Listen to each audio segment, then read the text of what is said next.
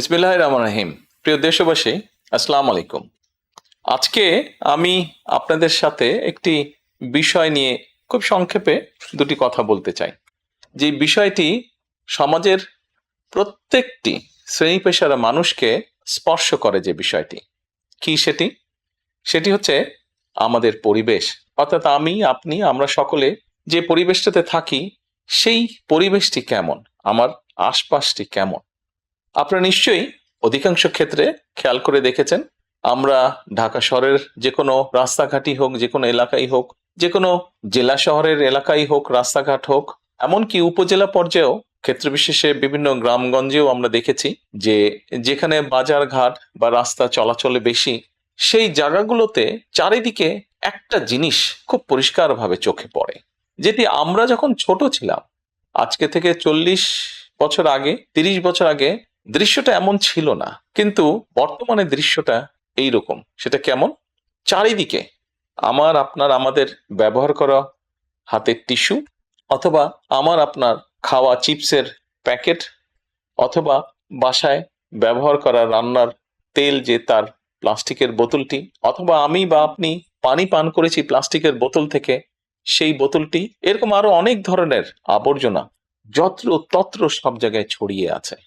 কোনো জায়গায় একটু বেশি জমা হয়ে আছে, অথবা যত্র তত্র লোকালয়ে চারিদিকে ছড়িয়ে আছে। চিন্তা করে দেখুন তো, আপনার ঘরে, যে ঘরটিতে আপনি থাকেন, যে বাসাটিতে আপনি থাকেন, যদি চারিদিকে এমন টিস্যু ছড়িয়ে থাকতো, যদি চারিদিকে এমন আবর্জনা ছড়িয়ে থাকতো, আপনার কাছে কি ভালো লাগতো দেখতে? নিশ্চয়ই না, আমাদের কারো কথাই ভালো লাগতো না। কবি তো সুন্দরভাবে লিখেছেন, সবুজ শস্য শ্যামলা আমার এই ভুবন। তো আসুন না, আমরা কেন আমাদের পরিবেশটাকে সুন্দর করতে পারবো না? বাংলাদেশের অধিকাংশ মানুষই পায়ে হেঁটে চলে, অথবা রিকশায় যায়, অথবা বাসে চলাচল করে। এই মানুষগুলো যখন রাস্তা পার হয়, বিভিন্ন জায়গায় যখন আবর্জনা জমে থাকে, ময়লা থাকে, এই মানুষগুলোর কিন্তু অনেক কষ্ট হয়, বিভিন্ন জায়গায় অনেক দুর্গন্ধ হয় এই আবর্জনা জমে থাকে।